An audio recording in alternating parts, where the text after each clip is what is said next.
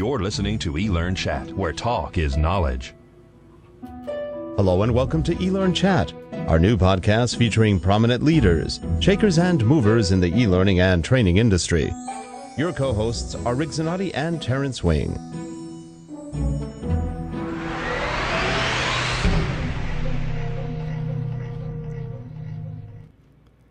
The show is brought to you by Relate.com at www.relate.com and by Liquid Learn at www.liquidlearn.com. Hi, everyone. I am Rick Zanotti, and here we are. This is episode, I think it's 15 of eLearnChat. And with me today is the inimicable... Well, where is that?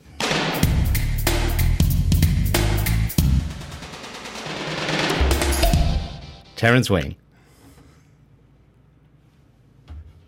Theme music, so that's thank you, Rick, and it's better than the last song, so I thank you for upgrading my theme song. Didn't like that one? Nah, let's just leave it alone. There's too many jokes that can play into that one. So, but hi everybody out there in eLearnChat land. Thanks for joining us today. As always, let me take care of some of the administrative things that we talk about here. And for those of you that are having nasty firewall issues, we have a couple of streaming opportunities where we are simulcasting eLearnChat. You can watch it at liquidlearn.com. And you can also, if you happen to be one of the fortunate ones who can get around your firewall, we also simulcast this on Facebook at facebook.com/ISD20. That's the ISD20 Facebook fan page. So feel free to join us there. And we always seem to forget this, so I'm going to do it in the beginning, and I'll remind everybody again at the end. But next week's guest goes by the Twitter name Mr. Chompers, and most of you know him that way, but also his real name is Aaron Silvers. So join us next week as we talk about engaging in e-learning. So that's all the you can follow us on Twitter at eLearnChat during the show as well as after the show if you have any questions for our great guest. And you can also join us in our live chat on Justin TV too. So lots of options to engage here. I'll turn it back over to you, Rick. And I'm right here. And today we are hosting a very special person, somebody a lot of you know. I haven't met Cammy actually, but her name is Cammy Bean. Cammy, how are you today? I am great. How are you? Good. You've gotten darker. Your lighting went dark on us. I'm tanning, self-tanning. Yeah, your lighting went dark on us. Anyway, I think the sun went behind a cloud. That's what it is. Cammy is in and around Boston area, and she works with Kineo. Or do you own Kineo? I'm not sure what the... I work with Kineo. I'm the Vice President of Learning Design for our U.S. operation. Great. And I work outside of the Boston area. And we have a U.S. headquarters now in Chicago. And that is your blog up right there? So I'll have to trust you because I'm not looking at... Yep, and that is at http://cammybean.kineo.com. That's me. That is you. Blogging since 2005, 6? I don't know. It's been a while. That's a lot of blogging. So today it's been a great experience, and I wouldn't be sitting here talking to you all on eLearnChat if it weren't for my blog. I really believe that. You actually got a compliment from Adobe eLearning. He's saying, I think that's Alan. That's Alan. Hi, Alan. Yeah. Hi, Alan. He is saying your blog is a goldmine of goodies. So for anybody who hasn't visited that, what is the blog address again? So I can type that in. It is www.cammybean.kineo.com. And you can also just Google Learning Visions. Or if you Google Cammy Bean, you will find me. There are not many other Cammy Beans out there. And a shout out to Alan. How are you, Alan? And he says hello. So today you were going to talk about e-learning design. I was, really. You were. Well, that's what Terrence told me you were. I even prepared handouts. So this is my first. Can you see that? No. Now we can. The ones. It's off the screen. Only the. Go the other way. The other way. This way, down. Up. Up. There you go. The one stop. Is there more? Keep going up. Keep going up. Keep going up. I don't know which way is up. There you go. There you go. Stop shop. The one. I only see one stop, but that's okay. I saw shop in there. Let me get them for a second. You have to be quick. All right, the one-stop shop. All right, so the handouts aren't working. I was trying to be, multimedia with paper and all that. I was at TK, ASTD's TK Knowledge conference last month, and I presented a session on scenarios to a group of, 200. I think we just lost her. Oh, no, I can still hear you. Oh, okay. Your voice went away. Okay. Now it's back. Okay, I'm here. You said you were presenting to 200 and it went away. I did a presentation on scenarios to a group of about 200 to 300 e-learning designers. And at one point I asked the group who was a one-stop shop, who was responsible for doing everything, soup to nuts, in their e-learning department. And at least half of the audience raised their hands. And I was sort of blown away. I've always worked on the vendor side of the e-learning business, so I've always been consulting into L&D groups. I've been doing e-learning instructional design with the help of expert graphic artists and programmers and developers. And I haven't had that experience of being a one-stop shop person. But I think it's a really interesting challenge, and I think it's the reality of our industry. And it's a lot to put on one person. Mm-hmm. So now I have another visual. We'll see if this one works. This is a picture of pie. Raise it up a little bit. A little more. There we go. Okay, pie. Oh, and I'm hungry too. So, e-learning pie. Ellen Wagner, you guys probably know Ellen. I love Ellen. And she and I did a presentation at eLearning Guild last year. I don't know when it was, and I've done this session, but talking about what are the skills that we need to really succeed in the learning field, in the e-learning field in particular. And I'm not going to show you all of my other pieces of pie because that's clearly not working. My handouts aren't working. But Ellen kind of came up with this notion of 4 pieces of pie that really make up our business and our industry. So there's and as instructional designers and people operating in this space, we need to be versant in all of. There's one piece of the pie is learning and pedagogy, and that's understanding theory, and that's understanding assessments and questions and learning strategies, etc. And then there's the creative side of the pie, which is graphics, writing, all the creative treatment. It might be game design. I'm not sure where game design falls into that, but it's the creative stuff. The third piece of it is technology. So you need to understand tools. You need to understand learning management systems. And then the fourth piece of the pie is business. And this is where I think a lot of us fall down. Maybe we don't really know how to converse with the C-table, or maybe we don't really know project management to the level that we should, or we just don't really understand how to connect back into metrics and measurement and all that kind of stuff.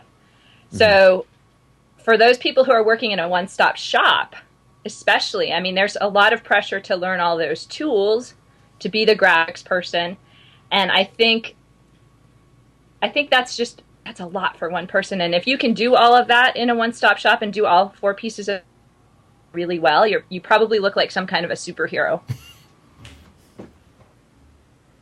Well, and it looks like companies can almost capture that superhero as they promote their experienced business professionals, because oftentimes I see that training professionals don't come from the business background that some of them are, especially the younger ones, and not that's just a what's the word I'm looking for? I don't know what the word I'm looking for is, but the younger you are, typically the less experience with anything that you do have, and most of these companies are not necessarily promoting a seasoned manager to become an e-learning or a learning professional.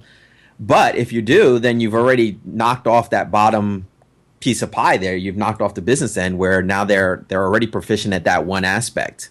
Mm-hmm.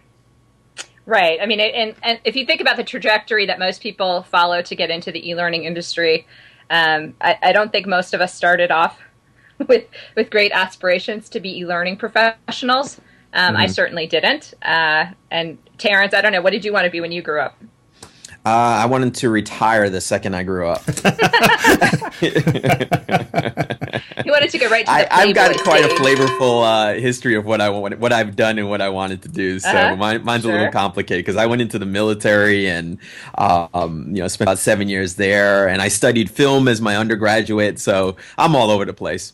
Well, I don't think that's that unusual, actually. And for those of you who are in the chat right, I don't know, just type in what you wanted to be when you grew up. I had visions of being a writer and a teacher, and I actually think that fits fairly nicely into e-learning. But I'd never heard of e-learning certainly before as an idea. It didn't exist back in the early days. It didn't exist when I got into the field. That's for sure. Right. We called it, other things, computer-based development, and it was all on CD-ROM, and there was no E in front of it. Oh, I can age myself even more than that. I remember working on e-learning when it was on teletype terminals. And we used to actually do paper e-learning courses, if you could believe it. But I wasn't into e-learning then. That was just one of our experiments. I was actually in engineering and computers in those days, and it was sort of interesting. We did it on teletype. Then we got big green screen terminals that were about, 2.5 feet long or deep. What is it, about 12, 13, 14-inch diameter. They generated about 3,000 degrees of heat. And the learning was actually imprinted upon you from the radiation. Those were really good terminals. But that was the old days. And then, of course, now we have what we have now, which is fun. Mm-hmm. Well, back in the old days, we had to walk uphill to get our e-learning both ways, right? Oh, I used to walk to school 50 miles each way, both ways uphill. Yeah. We have and it was all by paper. All that e-learning was done by paper. Right. My goodness. We called it P-learning then. Paper learning. P-learning. We have quite the diverse response in the chat window as far as what they want to be when they grow up. We have actress, we have musicians, somebody studied finance, engineer. I think even somewhere in there was a Star Trek reference. So I think somebody wanted to be a Vulcan even. So it's quite the range. That was probably Aaron Silvers, right? Aaron, I know you're out there. Aaron tweeted, but he is not in the chat room. At least he hasn't put anything into the chat room yet. But it's real interesting because very few of us actually wind up doing what we actually thought we'd be doing now. I think I'm on my third or fourth career, technically, somewhere in the technical arena. Terrence is probably the same. And like you said, I don't know anybody who says, I'm going to grow up to be, they come out of the womb and say, I want to be an e-learning expert. That doesn't happen that often. You never know. Could be. Or, kid comes out of the womb and says, I want an Android. So, or an iPhone. Well, that will start happening. I think it will start happening. I mean, we deliver education is changing, and certainly the models that I had as for teachers when I was a kid, and that's, I wanted to be a teacher. Because I think we've lost her again. Am I here? Am I there? You're there, but your voice went away. Here. You said you wanted to be a teacher and disappeared. And then I fell into a black hole. No, I wanted to be a teacher, but that's what I saw around me. And I think kids today, they'll start seeing more options for how education is delivered, and they will aspire to be e-learning professionals. They might not call it that, but there are going to be different models out there that they will be engaging with and exposed to. So maybe there will be an I want to grow up to be an e-learning professional one day. No, that's a good point. I remember when I grew up in New York, actually not far from where Terrence lived, and I went to a Catholic school there, and the first several years they were nuns, and I wanted to be a nun when I grew up, and I went, when something wasn't, my parents kept thinking there's something confused with this kid, and then of course when we got older we moved to the brothers, and now I wanted to be a brother, so it was good. I found my way back, but I didn't look good in a habit anyway. I'm just picturing Sally Fields. Yeah, I'd be the flying big nun. What does all this have to do with instructional design? I don't know. building nuns into your instructional design practice. But no, actually, we could make a segue because my the other thing I wanted to talk about today was humanity. And here's a piece of paper. I don't know if you can see this. Humanity. And I did this in Comic Sans because we all know that Comic Sans brings the humanity back into your content. Anyway, humanity. So I feel more human now, don't you, Terrence?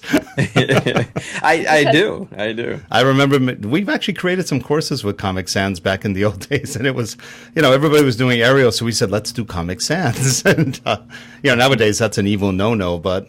Well, it makes it more fun, right? Yeah, it's a cute font. It does. Now we've moved on to Lucida Sans, so... Is that the cute one? It's cute. It's a professional looking font, but it's a little friendlier than Arial or Helvetica. Oh, So nobody likes humanity. Times What does Roman humanity anymore. have to do with nuns and e-learning? I'm not sure. There must be some cosmic meaning to all this, though.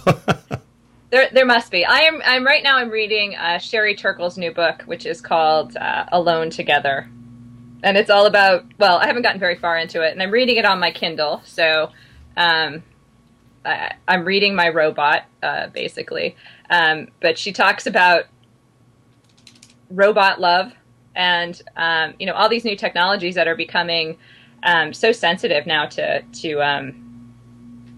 kids have these toys that they love because the toy loves them back. I mean, my dog. We just lost you again. Changed, and she Okay, gets really. unfortunately, we missed everything you said there after the robot loves you back. Okay, well that's all you need to know. Okay, The good. robot loves me back. Yes, my daughter's playing on her DSi yesterday. She's got this game about babies. It's like she's got this little baby that she takes care of on her DSi, and she has to change its diaper, and it cries at her, and she has to talk soothingly to it, and it's really responsive. And she's getting all anxious and upset because her baby's crying, and I'm thinking, God, you don't know what I went through with you. But Sherry Turkle, I mean, this is the kind of thing that she's, where kids are growing up with these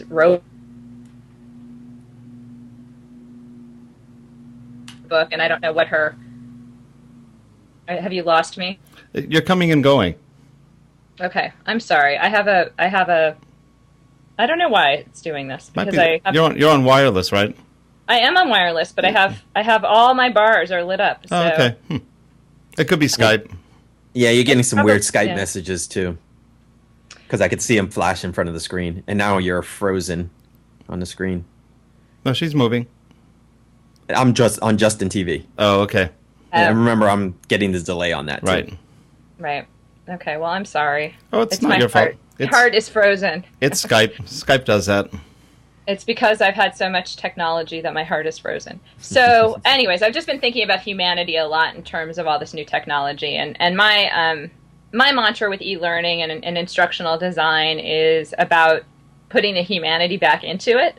So keeping, remember, man, it's all about the people, man. So if you can tell a story, if you can connect with the or somehow, if you can not do your blah, blah, blah, blah drone that most, a lot of instructional designers do because they've just taken the PowerPoint and dumped it into, Articulate or Flash or whatever tool that they're using. And it,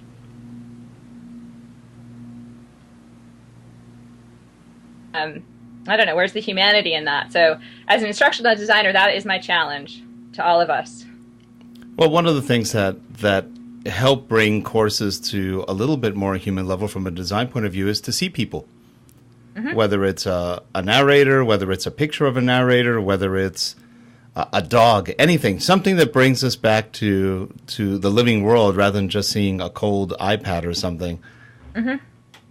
Well, I think it'll be interesting to see where Sherry Turkle takes this in her book, but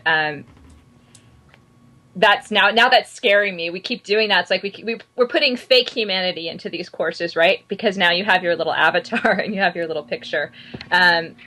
So how can you put real humanity and connect people to real people? And I think social media and all the tools that we have now today to take the learning beyond the event that is that e-learning course that you've created and extend that out into the, into the universe, and make sure that you're really connecting real people to each other at the end of the day, and not leaving them off with their little box that has their e-learning in it, and off you go.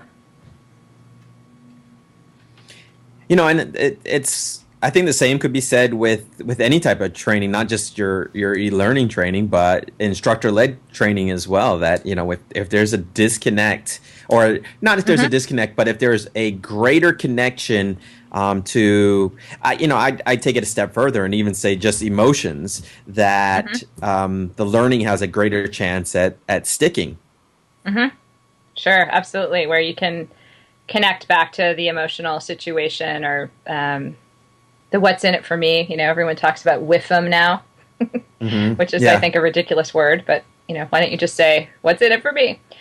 The e-learning secret handshakes, right? If I say WIFM, then I must be a really good instructional designer because I know what I'm talking about, right? Yeah. Do I sense a little bit of sarcasm there? Just a, I am not a formally trained instructional designer, so I like to kick things up a little bit sometimes. Well, it's sort of interesting. A lot of us aren't, and yet I've met a lot who are, and it's 50-50 whether they're good or not. A lot of them are trained to be quote-unquote formal instructional designers, and they get stuck in the analysis of it and never get any training out. That's kind of an issue. Well, they might just be good at the learning and pedagogy part of the pie. Right. And they haven't had the creative side is so critical to it. So e-learning that is just learning and pedagogy without creativity is boring. Yeah, more often than not, when we hire people, we're looking for people who have writing skills, who have the ability to maybe play games, be a little more creative, and then figure out from there how to get them into more of the instructional design methodology without getting them stuck in the analysis paralysis part of it. Yeah. Yes. Tom Coleman, I just retweeted a post that he wrote about, do you need a degree or not? And I think this is a subject that will always stir passion on people from both sides of the fence. And I don't weigh in necessarily on either side. I don't have a degree, but I don't think that that's necessarily the right or wrong thing, the wrong way to go. I'm not sure. I might get a degree one day. It probably wouldn't be in instructional design, though. It would be in something else, and I'm open to suggestions. But I'm kind of a little too far past that at this stage, I think. You're never too far past an opportunity to learn. But No. But I think what I have learned about instructional design, self-taught through my network, etc. I feel cool with that. I think there's definitely way more I can learn, but I'm okay doing that on a self-study route. There might be other things that I could benefit more from learning to, enhance my professional and personal development. Yeah, and degrees are highly overrated. And keep in mind that many times we go to universities to learn from people who've actually never held a real job. So they can't really teach you a lot about really working in the real world because they're in an insulated academic environment, which is very different. I'm surrounded by cynics today. What's going on? Bah, humbug. No, I'm really I would say an upbeat person. Really, I'm chirpy. I think it goes both ways. And I think you said it best, right? That it's 50-50. It's not really the degree that makes the person. It's their ability to get a result. Yeah, what they do with them. Yeah, sometimes people with degrees. It's the person who makes the person, Terrence. There you go. That little bit of DNA. I thought it was their phone. Or their technology, right? That's right. You're nothing unless you have technology. So, but I think that a degree has value in certain situations, and you can't. I don't think I can discount the value of an education.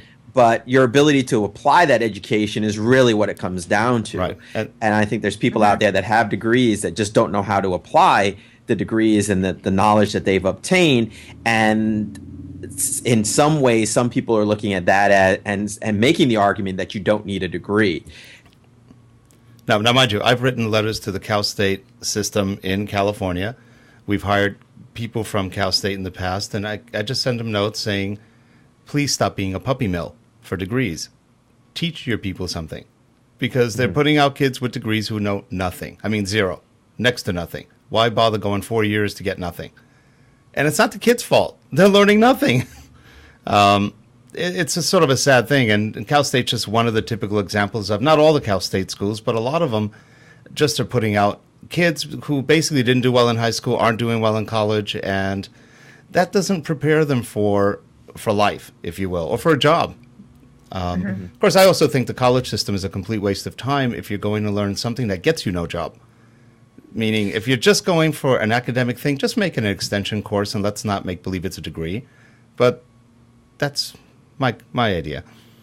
Well, and not to get too far off subject here, but are degrees really meant to get you a job, or is a degree meant to expand your mind? I mean, when we look back on the history of education or academic education, it wasn't necessarily to make you better at your job. It was meant to be a point of enlightenment in your life where you just became more knowledgeable, and maybe you picked up a skill and maybe you were able to apply it. But I think trade school is probably geared more towards application, right. and your typical academic structure is dealt more towards making you a more intelligent human being, or pseudo-intelligent human being. Well, or a really good beer drinker. That's right. But let's get back on the subject of instructional design here before we get too far off. Rick and I have a habit of we can do that sometimes to a guest. This is Cammy did this one. So don't worry. Wait a minute, that was Cammy's fault. Just blame me. Just blame me. I'll get you way off track if you want. Actually, that is a good subject though, because it does affect e-learning and training and how people learn and what they do in school and everything else. That's all part of it. So we're not too far off topic. I think we're not talking about design per se. Or maybe we are. Yeah. We're talking about how you design an education. That's a tough one. Right. It's a bigger question. Yeah. And I'm not in the academic space. I know people who are and think about those things, and I think there's. So what about? We're losing you, Cammy, on that one again. I was just thinking about Karl Kopp at Bloomsburg University and the efforts he's been putting in to make a program that really does produce instructional designers who, at the end of the day, can do something. And it's a very practical, hands-on, focused program with, they do internships and they actually have experience in corporations before they graduate. I don't think that's the standard model in instructional design programs. No, that actually sounds like a pretty good model. Hey, Terrence, how's the chat room going right now? Well, we dragged them into the college discussion too, so that most of their points are pretty much what we've talked about. Lily was saying academic education used to be great, but a long time ago. Aaron, who is in the chat room now, is saying it's not just a degree. The college experience does have value. So it's a little bit on both sides in the chat room as well, and a little bit of jaded discussion in there too. So that's but that's good. And I don't think we'll ever have the answer to that question. I think it'll always be a debate amongst professionals, because you'll have those who have the degrees and you'll have those who don't have the degrees, and it's hard to get somebody that has a degree to say it's worthless, and for those that don't have a degree that are successful, it's hard to get them to say, well, you need a degree or else you're not going to be successful. So I think that the bottom line is that it all comes down to the talent of the individual. Yes, and we're not going to solve this debate. We're not going to resolve the debate here today. Sorry, the audience was cheering Terrence. Thank you. I'll get off my soapbox, though, so I'll let Cammy talk more. Yes. What shall I say now? I talked about humanity and nuns. Well, Cammy, here's one thing that is one of my biggest pet peeves. It's a big one. It irritates me to no end. And since we're talking about e-learning design, How about visibility, accessibility? The fact that most people can't read the courses that people are creating. Little 10-point fonts, 9-point fonts, 8-point fonts to read, kind of hard. Tiring, 3,000 lines of text on pages rather than maybe keeping it to 50, 60 words. It's just, it seems like we're in a world where right now instructional design is either spew it all out or make it unreadable because it's so small, or my favorite, white background with very light blue text. Hard to read. No contrast. Design. We're not even talking about the design of the content. The content may be good, but if it's inaccessible, you kind of lose the point of creating an e-learning course. I saw some of the examples, well, not examples, but screenshots you had on your site. I think it was an icon site, and it was beautiful. Nice graphics, nice contrast. Everything looked really good. But you don't see a lot like that. Well, thank you. But the difference. So I'm not a one-stop shop, right? I work with, Kineo is a company with 90+ employees. We have dedicated graphic artists who are, exceptional. A lot of them come from the advertising background, so they've got a really strong sense of visual design.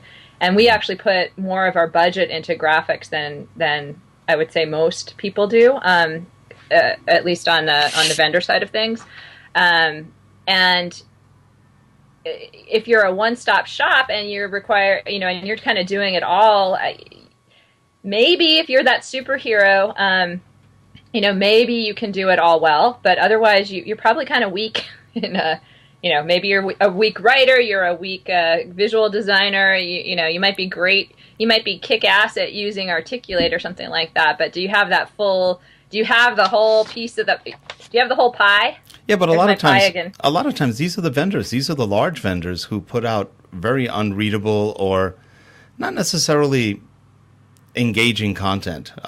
Aside from engaging, let's go back to accessibility. Stuff that is hard to read or you have to really strain to read or is a full page of text turns people off. And that's big vendors. Well, not even the one-man shows. Sure. Well, are those you referred to puppy mills earlier? So are those the content mills? Are those the puppy mills of the e-learning business? They could be. And that's are those vendors that are producing off-the-shelf content? A lot of them are. Yeah. And then I've seen some of the big. I won't mention them by name. They're very large. They used to be accounting firms who are now consulting firms. Tech firms that pretty much, I won't mention any by name, but they really put out garbage. Sorry, but you're paying $300-400 an hour for garbage, and you just kind of wonder sometimes why are companies paying for this? And even those companies internally aren't doing good work; they're doing bad factory work. Yep. Yeah, and how did they get away with it? And companies pay for it. But then again, that goes back to the college days of a lot of them went to the same frats together. No, seriously, I don't know. You just wonder sometimes why companies pay that much for so little. Because they don't value it? Could be. Is it just because the bar is so easy to get there? I don't know. That's the name. So we're going to buy our content from them, and that's easy versus actually doing some due diligence and finding out what is good instructional design, or what's good, what is good learning? What do our learners want? What do our people need? I think there's just a disconnect, and perhaps a lack of real respect for what employees need. Yeah, Aaron Silvers, Mr. Chompers, in the chat room, and he brings up a good point that, and I'll kind of paraphrase it here, but a great chef has to taste the meal before he actually puts it out on the table. And Aaron's saying, shouldn't e-learning designers, how much do they not shouldn't they, but how much do they actually consume of their own chef's blend? And I think that's a really valid point. If you aren't out there actually engaging in e-learning as a participant, then your ability to design it probably becomes a little bit more limited and challenged. Sure. You've got to get out there and get your feet wet and critique things. I had to take a course recently for my my son is in a a boy-related youth group. I won't say which one, and I had to take some e-learning for that, and it was god awful. And I had to, it was like everything about e-learning that I would hate to do, and I had to sit through it. It was a requirement. I had to get my certificate at the end of the day, and it was painful but enlightening. But I don't have the opportunity to take a lot of e-learning in my life, but I sure as heck create a lot of it. So it's a good point. We got to take our own Kool-Aid, otherwise, I don't know. Or if nothing else, get out there and take a look at what is out there. Take a look at what you like, what you don't like. Borrow design principles from people who do really nice courses. For example, if I see something nice on Cammy's site, I may go, we want to design something similar. Or somebody sees something on our site and says, we like what you've done, and they'll design something similar. And the whole idea is, if you see good stuff or you see stuff that's interesting or maybe graphically stimulates something in the brain, then maybe as a designer, as a developer, we want to develop something like that, with our own personal touches, but to make it more engaging, more interesting. And if it doesn't look good, believe me, you've lost 3/4 of your audience in seconds. Yeah, absolutely. Yeah, I think we all need to spend more time on our graphics and design. And I think your idea of stealing ideas from each other, it's not stealing, but it's taking creative inspiration. Tom Coleman does it all the time on his blog. He'll dissect a course that another brand name vendor maybe created and rebuild it in PowerPoint, and then tell us how he did that. And that's awesome. So look for design inspiration out in the world. Kevin Thorne, Learn Nuggets, he just did a post on and so he saw an email and he took the design layout of that and then built it out in PowerPoint. Take inspiration wherever you can. Commercials are a great place. I mean, think about how influential commercials are in making us, in advertising to buy things. We want to do things. So isn't that what we want our learners to do? We want them to do something. So convince them and make it appealing and make it really engaging. And, voila, you're going to have a much more effective program at the end of the day because it's stickier. It's more emotional, all that stuff. One thing we like to do sometimes is a little bit of neuro-linguistic programming and very simple.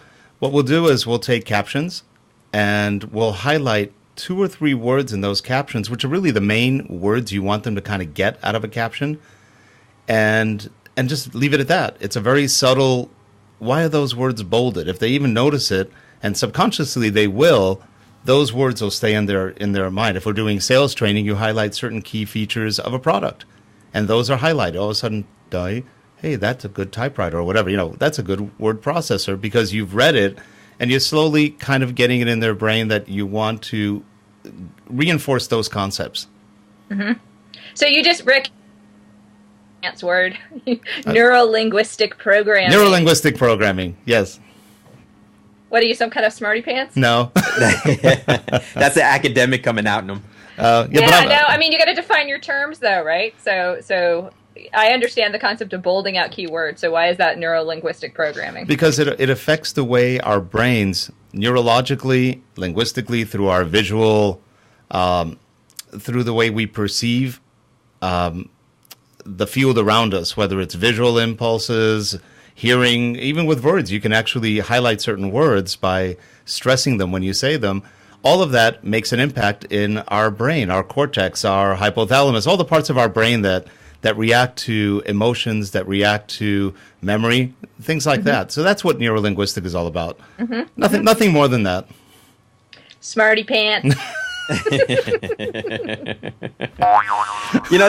There's a lot of inspiration out there beyond other e-learning courses too. I mean, when I'm watching TV and see a commercial or reading a magazine and see an ad on the page, graphically there are tons of inspiring elements there. But even content. I mean, if an advertiser can spend millions creating a 1-minute ad that can catapult a corporation from not even existing on the S&P to being, an S&P 5 stock.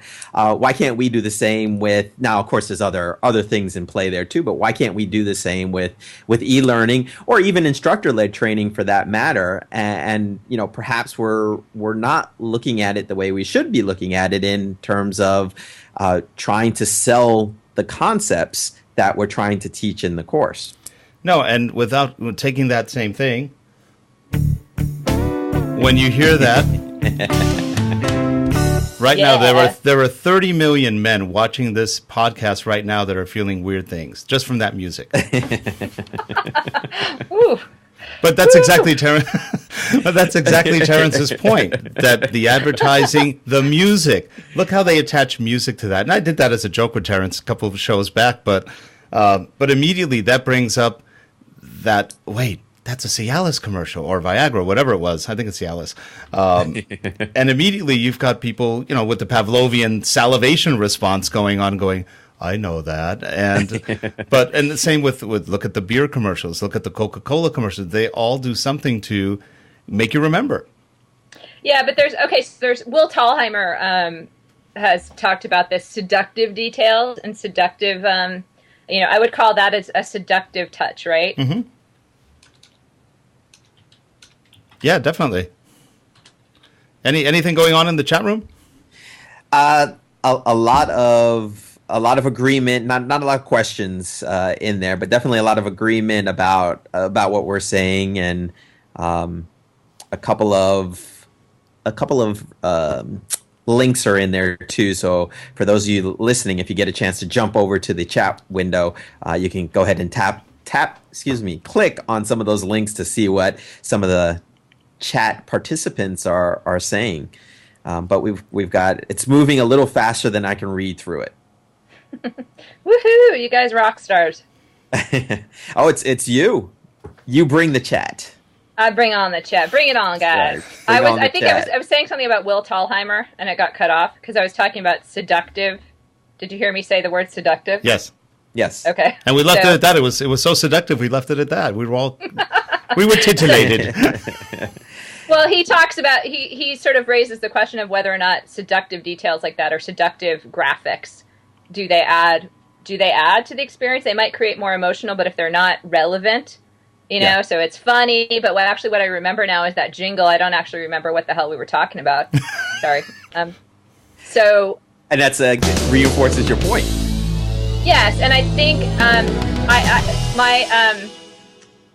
I think we have to all, as learning designers, be aware of generating what I call clicky bling bling, which is too much of that gratuitous seductive stuff where you've got flashing buttons and you've got little interactive games that are really exciting but actually are completely irrelevant to the content, and make for something really fun but actually I didn't learn a thing from it. But did you remember it? But the key is, did you remember it? Yeah, but what did you remember? You remembered that, I've seen this example. It was a multiple choice question, and I think we lost you. But it was a multiple choice question, and the learner had to, as they answered questions, they had to direct a runner through different finish lines. By choosing the right answer, he would go through one of those different finish lines. Now, to me, that doesn't actually add anything to the learning experience. It might make it a little fun, but it's so completely irrelevant to the content that, to me, that's just an example of clicky bling bling. And there might be research out there that shows, no, actually, that does make for a better learning experience because now it's a game.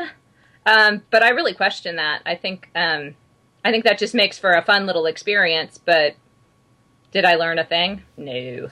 Yeah, it might boost your level 1 evaluation scores, but are you really getting the behavioral change that you want?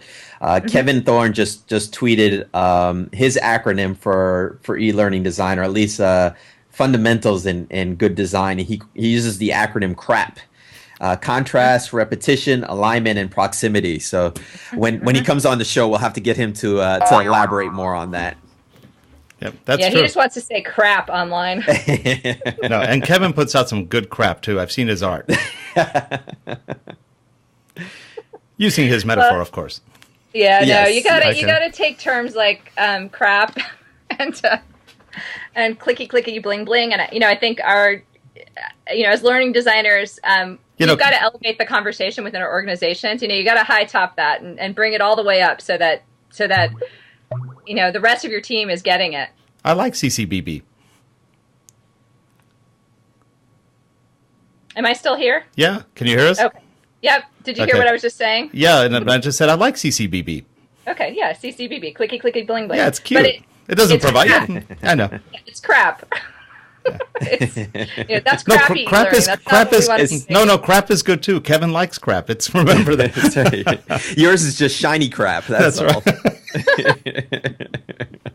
No, we don't want to be. Yeah, we're not sellers of crap. So we want to be doing quality, and we want to be actually affecting change and helping learners do what they need to do at the end of the day. And I don't think clicky, clicky, bling, bling's gonna do that.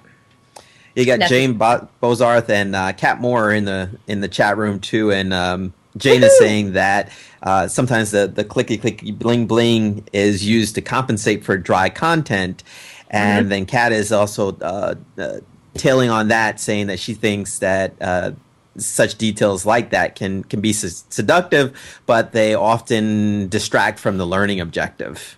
Yeah, that's what I was just saying. Will Thalheimer talks about that too. So, you got your sexy music that Rick was just playing, and that's what we remember. We don't remember. I don't remember what you were talking about. There we go. There goes the audience salivating again. I don't know.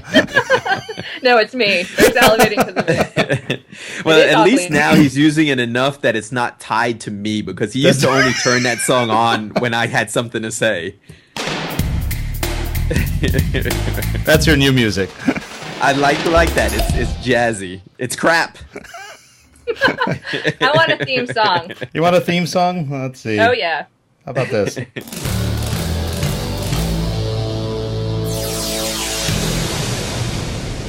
I think that's her kind of music. Yeah. Okay, no. good.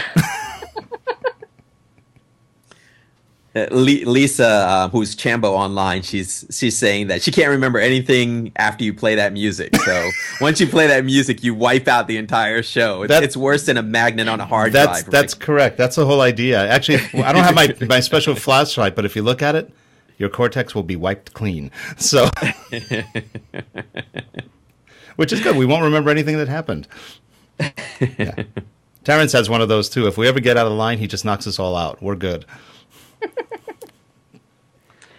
I don't know if we actually talked about design today, but we're having a lot of fun. So we are. We are. Well, design should be fun. So that's, right? Yeah, you're right. We should have fun doing our work. That's all I know. And it should be attractive. Design should be attractive. It should be colorful. It should be interesting. That's the first part of getting somebody's attention. Not 8-point fonts. All right. So does our listening audience have any questions? No questions, just a lot of comments. I mean, we've got some heavy hitters in here, a lot of experienced instructional designers and learning professionals. Yeah, we have what I would call a room full of thought leaders. Which, didn't you tweet something about that earlier today? Yes. Thought leaders? I thought I saw something about that. Yes, I think the term thought leader is completely oversaturated, and it makes me crazy every time I see it these days, because everyone's a thought leader. I'm a thought leader. You're a thought leader. Hey, she's a thought leader too. Well, the big problem with thought leadership is that everybody claims to be a thought leader, and there's a lot of not too bright people doing thought leadership technically, but that's another issue. Where do you sign up? What's the application? Thoughtleadership.com. eLearning thoughtleadership.com. That's right. Yeah. Yeah. Yeah. And you get a leash and you can lead your thoughts around. That's the key. Mm-hmm. And if you call yourself a thought leader, you're probably not one. That's correct. Yeah. Well, that's for sure. So yeah, we've got Kathy Moore, we've got Jane Bozarth, we've got Alan Partridge from Adobe, we've got Aaron Silvers, we've got Kevin Thorne. Who else? We got a rockin' audience today. We got Lisa. We got thought leaders left and right. You guys lead my thoughts. That's all I can say. I don't have any thoughts. I'm an empty shell waiting to be filled. All of you complete me. Well, and make me a better designer, and that's true. So we are at the top of our hour, or the bottom of the hour here, Rick. So I don't know where you want to go with. I'm having too much fun. I don't want to stop. But Is this a 50-minute hour? Is it kind of like a psychotherapy Well, we've already session? gone for over an hour. We've been actually broadcasting for about an hour and 6 minutes already. Well, you just get me Talking doing and the they will blobbity come. blobbity bling bling. And, Oh yeah, you know, that you gets can't- it going. You know, the music, everything. We're just having fun today. I don't think we've laughed this much in any podcast, so this is good. That's absolutely. So I'm an e-learning clown thought leader. well, this is great. And I've never met you personally before, but now I know you, and next time I do meet you, we'll have a good laugh. Yes, it's all about the laughs with me. So thank you all for joining us today, and keep doing better design. Put Yeah. the nuns back into the e-learning. Then- Eat more e-learning pie. That's true. Terrence, anything else in the chat room before we say goodbye or good night or whatever we're saying? No, I'm just gonna shine up my my shiny crap so that I can start developing some good e-learning. CC Bing Bling. CCBB. That's right. Go shine Crappy up your CCBB. clicky clicky bling bling. Clicky, clicky, bling, bling, crap. Yep. So we've learned a lot today. We've learned about crap and we've learned about clicky, clicky, bing, bing, bling, bling. Say that 10 times fast. That's right. Yeah, and So, don't yes, forget next week beware of we've got destructive Aaron. force of that stuff. But. Yep. No, I'm sorry, I just talked over you. I was saying don't forget next week we have Aaron Silvers, Mr. Chompers. So he is definitely eager to have you heckle him as well. Oh, we'll be there. All right. Well, I guess that's going to wrap up this number 15 of eLearnChat. Woo-hoo, Cammy, thanks so number much for 15. joining us today. We really appreciate it. welcome. And the laugh was great. I think I needed that today. That's all right. Well, thanks for having me on. I appreciate it. It's been fun. All right, Terrence. All right, Rick. We will see you next time. And to everyone in the audience,